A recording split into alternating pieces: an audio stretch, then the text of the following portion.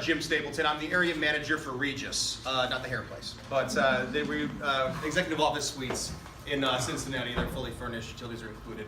I've been doing sales for 23 years, and so I've done a variety of different kind of sales trainings for both my agents and a variety of different people, and I do a bunch for H7. So Clayton actually asked me to come in and do this training of go for no. When we're in sales, we get told no more than any other person actually out there. How many people are in sales here? Raise your hand. Okay, good. So a good majority of the room. So we have to not take it as a negative, but actually have a love affair with the word no, because we hear it every single day. When it comes to the word no itself, sales is all about listening, right? So we have to actually figure out what the prospect's actually telling us. So if you look at this word, K-N-O-W, how many of you knows are in this word? There's two. So there's K-N-O-W and N-O. So when a prospect tells you no, you really got to listen to what they're telling you. Are they telling you, no, I'm not interested? Or are they telling you, I don't know enough about your business. I don't know enough about you. I don't know what you're telling me, or I'm not sure where the value is of how this is going to benefit me. Remember, in sales, we all have a product that is solving a solution for somebody, right? Everybody agree to that? So if we're not conveying that to the customer and winning the business, then there's going to be a lot more questions than there are answers when it comes to the end. So there's two types of no's. So if the prospect doesn't know what you're talking about in the presentation, doesn't know who you are, the prospect doesn't know the value of their product, doesn't trust you, doesn't know if they can afford it, or if they really got to think about it. Or if it's no, I'm not interested. No, get out of my face, get out of my house, get out of my business, wherever you're at. So, and then once you get past the K-N-O-W, you can get it now. Now it's very important to close as many deals as you can on the spot when you're in front of the person. Think about it this way. When you're giving how many people give a presentation here to somebody? Raise your hand if you do. So as you're giving a presentation, you're telling them all the benefits of what you have, correct? You're telling them, where the value is, what the problem is that you're solving for them. As soon as you leave that prospect, if you don't close the deal on the spot, all that life and fire you put into your presentation is now gone. Okay, it's all gone in ether, and the person is going to remember probably about 10%, which is actually a high number, of what you told them when they leave the place. So that's the reason it's so important to be able to close as many deals as you can on the spot. Now, you're not going to do it to everybody, but more or less, if you can get down to the basics and find out exactly what the problem is and how you can solve it, you can close more deals on the spot and get them now. Now, this is one of my favorite sayings from Zig Ziglar. Selling is essentially a transference of feeling. Write that down. Selling is essentially a transference of feeling. If I can get the prospect to feel exactly how I feel about my product, you'll sell it every single time. Okay? So it's and that's what you're putting into your presentation. That's where that life and fire comes in. So because you're taking exactly how hyped up you are about your product and how it can benefit to this client, and you're transferring that onto them. And if you can transfer that feeling, then they'll buy it from you. There's 4 reasons that somebody will not buy from you. Okay, there's no need, no trust, no money, or no hurry. If you cannot overcome these 4 things, then you'll never sell it, no matter how cheap it is, no matter how perfect it is, no matter what it is that's going to benefit this client. No need should be a simple one. Does everybody do a needs assessment in here? If you do, say aye. Aye. Okay. So you're going through exactly what it is. My products itself, I've got a wide variety of different products that I have. So as I'm doing my needs assessment with somebody, I'm whittling it down to exactly what I'm going to show somebody. Because by the end of it, I'm only giving them 3 choices. At the end of your presentation, if you're giving anybody more than 3 choices, they got to think about it. It's too overwhelming for them. So your needs assessment's going to be able to whittle that down to exactly what it is. If you don't have a needs assessment right now, develop one, because this is going to be a huge tool for you. Because obviously, if they don't need what you're selling, then it's just going to be a waste of your time and a waste of theirs. No trust. This is a huge one, guys. If somebody doesn't trust you, how many people have been in front of somebody that you're talking to them and you're just like, no, not happening? Raise your hand. We've all gone through it. So this is a giant one. Now this is going to come in your presentation, okay? this is where you're selling your product and actually trying to win them over on it. So no money, obviously they can't afford it, but even with this problem, I think people are a little BS when it comes to it, because people buy what they want and have to be sold what they need. Think about that. People buy what they want, have to be sold what they need. If you're selling life insurance to somebody, I used to be an old insurance guy back in the day. Life insurance was one of those products that nobody thinks they need until something happens. Okay, and most people think about life insurance when somebody dies in their family, or if something happens to them. You gotta qualify for life insurance, all right? Somebody has a heart attack, now all of a sudden they're thinking, oh God, it's coming. I gotta better get some way to cover myself. Now your options are limited. So it's important to be able to reestablish the reason why your product is exactly the product for them, no matter what the cost. And think about the value of how your product is going to be a help the prospect you have in front of you. And then that creates that value for it. And then no hurry. This is another one, a huge one too, guys, when it comes to closing. If you don't give them some kind of sense of urgency, and have them think about it for 100 years, it's gonna be totally out of their mind, and it'll never come back to it. One of the things I hate in sales is chasing somebody. That's one of the parts of my job that I absolutely despise. So I make sure that I leave everything on the table when it comes to when somebody's in front of me, to get all the information out to them and try to close them if possible. Because I don't want to be the one that's going, hey, what's going on? Hey, how's it going? Hey, just checking up again. Can everybody relate to that? So doing it this week. Yep. So and everybody goes through it. So if we can overcome these 4 hurdles here, we'll be able to win more business. Now, the prospect's going to say no to you usually during two different times. When you're prospecting for new clients and when you're closing. Is anybody cold calling here? Raise your hand if you do. Part of my heart right there. I mean, I used to be an old cold caller, knocking on doors and getting in people's houses and selling insurance the old-fashioned way. There's a whole way of prospecting new clients doing it that way. But think about it. I mean, we all have people that we see. If even if it's in networking, if you meet somebody brand new, and you're telling them about what you do, they're going to tell you yes or no right there. If they're interested, just because. And more times than not, for those 4 reasons that I said in the beginning, right before this slide. And then closing. That's the other time when you're trying to close somebody on, you have to give them the presentation. That's the other time that you're going to hear no. Now, when it's prospecting, it could be any one of these things here. It could be cold calling, warm calls, advertising, proactive visits, networking. The goal while you're prospecting is to get somebody to sit down with you and then give them a presentation. That should be the goal every single time. And then when it comes to prospecting, that might be setting an appointment with somebody. It might be you'll be able to give them a presentation right there. I've walked into many hairdressers when I was an insurance guy saying, I'm not here for a haircut, but let's see if we can set up an appointment where I can come back and talk to you about disability, because if you break a finger, you're out of work. You're self-employed. Nobody's going to help you. So when it comes to this, it's trying to overcome that no and then figure out exactly what they're trying to tell you. Now, when it comes to no, you can actually use it to track yourself. Okay? When I'm talking about go for no, it's taking that idea of no and then figuring out that the law of averages is gonna come in at some point. Selling is nothing more than a numbers game. Has anybody ever heard that before?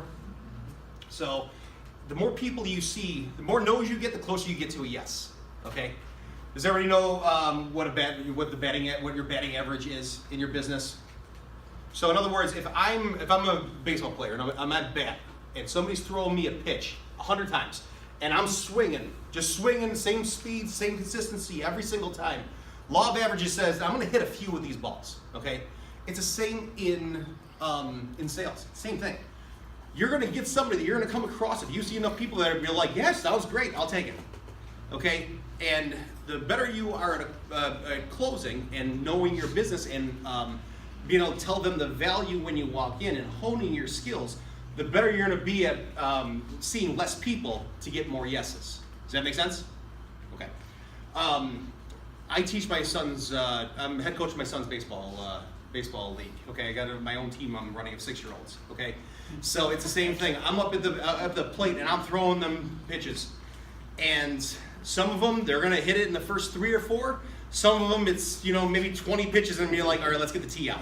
It's the same thing in your business. If you're of a large enough company where you have salespeople, you're gonna have some people that excel and some people that struggle. And why is that? I mean, you're all selling the same products. You're all selling the exact same thing. So why do some people succeed and some people don't? Oh, I forgot to mention, class participation is welcome here. Follow up, okay? Just skills. Skills. That's Talk a great to more one. people. Yep. So think of it this way. Now, if I'm throwing to 6-year-olds, okay, who probably just started playing. Now, if I had Joey Votto up at the plate, and I'm throwing him the same pitches, how many pitches do you think is going to take before he hits one? First one, second one, right? Well, why is that? Actually, I was gonna say the ability to connect with the other person. Yeah. Well, I mean, he's been doing it forever. You know how many swings he's taken? You know what I mean? Yeah. It's all about honing your skills. He's got a lot more skill than a 6-year-old. So, you know, it's having that same pitch thrown to him that he's gonna be able to hit it out of the park. Same thing for sales. Guys, if you can hone your skills, it's all about self-development. I mean, this is the reason that I do these presentations. Most people know their trade, especially the self-employed. They know their trade, but nobody's been really professionally sales trained on how to sell that. Would everybody agree with that? Mm-hmm. Usually it's some kind of sales training at your company. Most times it's, you know, they give you a week and they're like, go get them, Tiger, and they kick you out the door.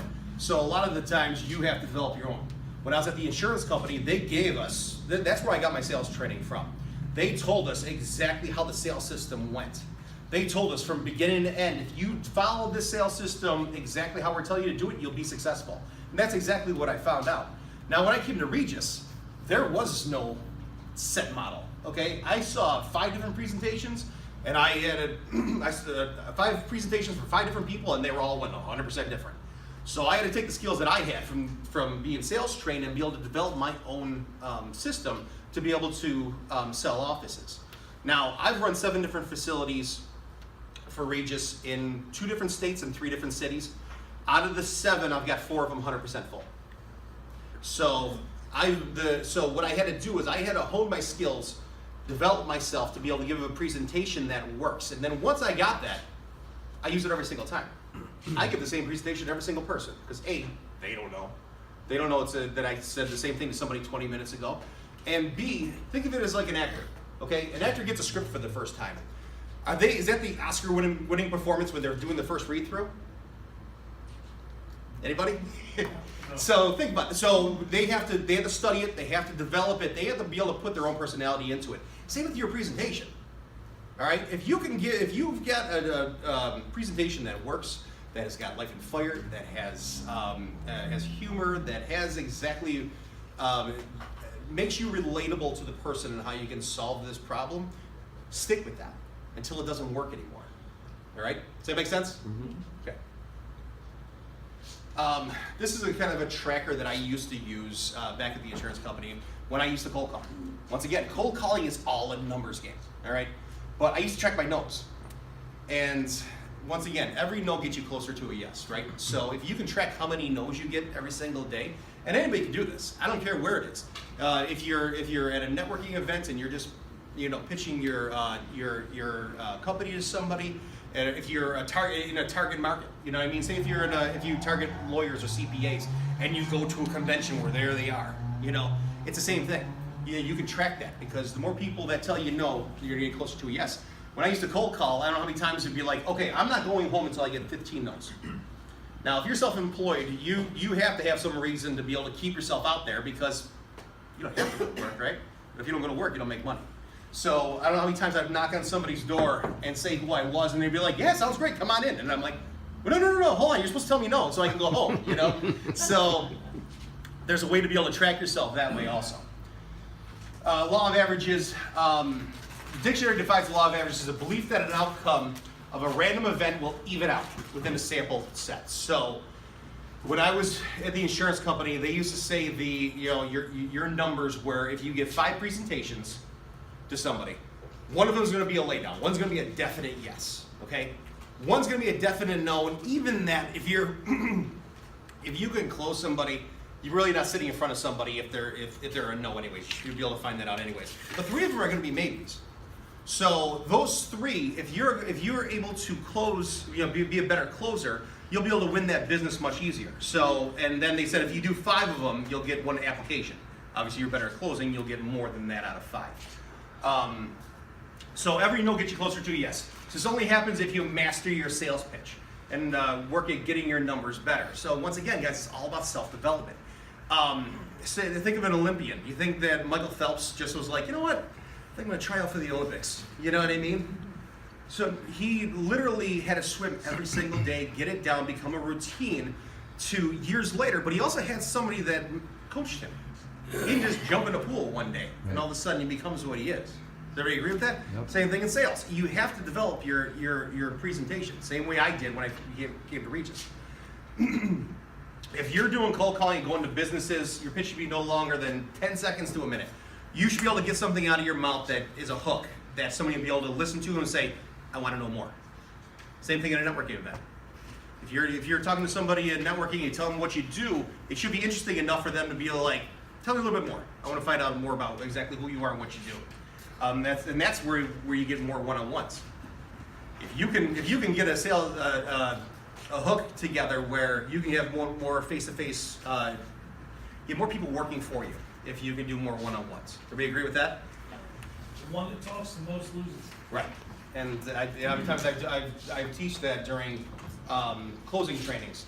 And a lot of times we talk ourselves out of one-on-ones or even closing a deal.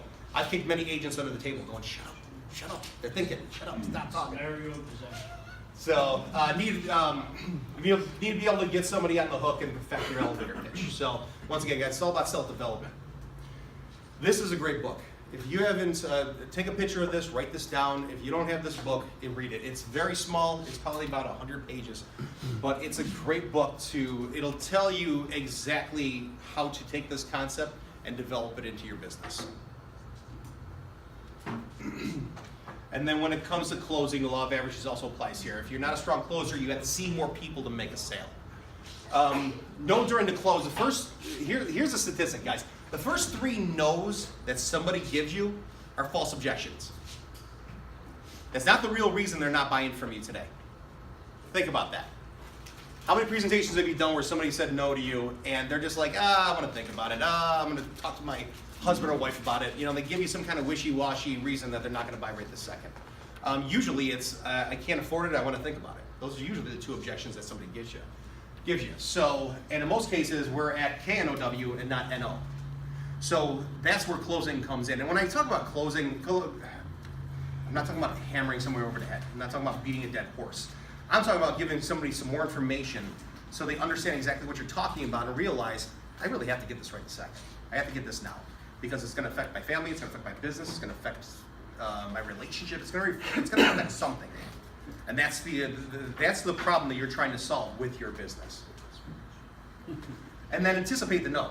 I used to have a manager at the insurance company that used to say that he used to have a close in the back of his head. All right, because he's anticipating somebody to say no to him.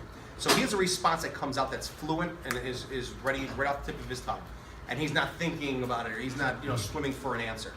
So if you guys can come up with some closes that will work for your business, and there's a whole closing training on this about how to develop a close for yourself to be able to win more business. But if you can develop a close that focuses around the 2 objections, I want to think about it or I can't afford it, then you can have them ready after you ask for the money. And also with closing, that's the one part that people miss the most, is actually asking for the money. They give this entire presentation, they give every reason why somebody should get it, and they never say, can I sign you up for this? Which one works best for you? Or give some kind of close. That's a huge, huge one that most people don't do. I make my wife uncomfortable at times. All the time. Well, when it comes down to it, if you Hey, I got you on the phone, you're wanting to join, would you like me to take your information? well, listen, my I'm son. not gonna chase you. I thought you were still trying to close your wife. Every day he's. Oh. But even with that, I mean, what's the worst they can say? When you ask her? No. No, That's right? really gonna say yes. So I tell him, No. my son, I tell him all the time. We actually, I'm very. If nobody that doesn't know me, I'm very blunt. So to a fault sometimes. So, but I always ask for things, and this is something I told my son. I said, ask. You know, we were at Scene 75 the other day, and we needed a card to be able to get so many coins or tickets or something like that. I said, you know, I'm gonna go ask the manager if we can get this card that's in this machine that I just put $100 into. You know, so I walked up to him and I asked him, and he asked another guy, and they opened it up and they gave it to us. And I told him, I said, see, I said, you have to ask, because what's the worst they can tell you? No, right? And then where are you? You're in the exact same position you're at right now. Same thing in sales. It's exactly the same. If you never ask, you're never gonna get. So always ask for the business, no matter what it is. Even if it's a simple, which one works best for you? That's a choice close. And when it comes to closing, it's like playing a tennis match. You're hitting the ball back into their court and waiting for them to see what they say to hit it back to you. Does anybody have any questions? Any comments? One thing I was asked for at the end of a training is a follow-up. You know, what is something from the training that you might be able to pick up and use in your business? Does anybody have anything that they're able to pick up? Don't everybody raise their hand at the same time? Everybody's really great at saying. Yeah, I know, right? Go ahead. Well, one thing that I think could help a lot of our members and some of the women that I work with are the two objection handling for two of the reasons they might not go with you. So they can't afford it. What was the other Hey, you one? want to think about it. They want to think about it. So if I have, I have objection handling for like 500 things that women will never say to me probably, Yep. creating these issues that may or may never come up, but limiting it to those two reasons is universal, something I could use to help them. And if you find out what those 500 reasons are, they usually fall into those two categories. Right, yeah. I don't have the money, or I need more time to think about it. And to think about it, it's a real easy one. I mean, because you just haven't sold them on exactly why they need it and why they need it now. If everybody's in sales right now, your business needs you, or you wouldn't be here right now. If your product sold itself, there would be no need for you. People, obviously, we're not all selling air. Something that's free and that it's readily available. We all have something that has a pain point for somebody that we need to be able to overcome whatever objection it is to be able to benefit that customer. Anybody else? Questions, comments, snide General remarks? theme being more consistent, getting more numbers, and getting in front of more people. Yes. And tracking yourself's a huge one, because there's a lot of times, think about like going to the gym. That person that just goes into the gym and just hits a couple machines and lifts a couple weights and then leaves, compared to somebody that comes in and actually tracks exactly what they did and has a plan to be able to achieve whatever goal they're going for, losing weight or building muscle. That's the only way you know that your actions are actually leading to the results that you desire. Exactly. I mean, how many? 12-week year. I'm sorry? 12-week year. Have you read that book? No. Read it. It's a good book. Very good book. Go ahead, Ron. The thing I like a lot about tracking is that you can predict your income if you want to. Yep. When you know your ratios, all you have to do is go get in the batter's box. The numbers don't lie, Yeah, right? the numbers don't lie. And so if you know what your ratios are, you can predict how much money you can make for the effort that you put in, and you can set your goals and have a plan to get there. And the opposite side of that too, you might think you're working all day long, all of a sudden you look and you're like, ooh, I only saw X amount of people today. I only saw 5 people today, and the day flew by when I should have seen 15. Or I only gave so many presentations. If you hold yourself accountable to something, to be able to achieve your goal, you're gonna be able to hit it much quicker than if you're just out there, driving around aimlessly. Think about if you've been, put yourself anywhere in the United States that you've never been before. You need to go to the grocery store. Are you gonna jump in your car and just drive randomly till you hit one somewhere? No, you're gonna go to a GPS. You're gonna Google where the store is. Go to a GPS, type in the address, and it's gonna tell you exactly how to get there. And then even with that GPS, if you take a wrong turn, what does the GPS do? Reroute you back into the thing. So it's just as important that as you're doing this, you might think that you're on the straight and narrow going towards your goal. All of a sudden you look and you check yourself. You're way out here. You don't even realize it. So you have to pull yourself back to be able to get to exactly where you need to go. Go ahead, Jim. You quoted Zig Ziglar early on in the presentation about Transference of feeling. Yep. feeling. A large part of the success of that, and I know there's only so much you can talk about, is being able to recognize when that's actually taken place.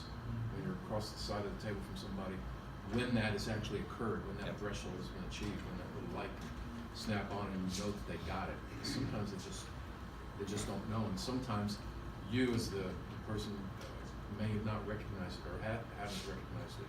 Sometimes it can happen very early on, and then, as you said before, we can talk ourselves out of the deal. Right. I definitely too. But the feeling, the recognition of it is probably the key part. Well, for me, since I say the same presentation to every single person, that's what drives me to do my job. Is I look for those little things.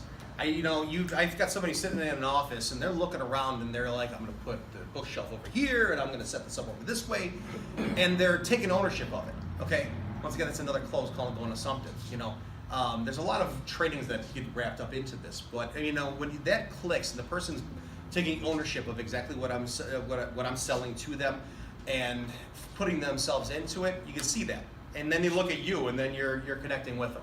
So yeah, exactly. It's those small things that give me a kick for exactly what I do. Well, if you guys have any more questions for Jim, you can see him kind of over on the side or whatever, but thanks, Jim. Thank you.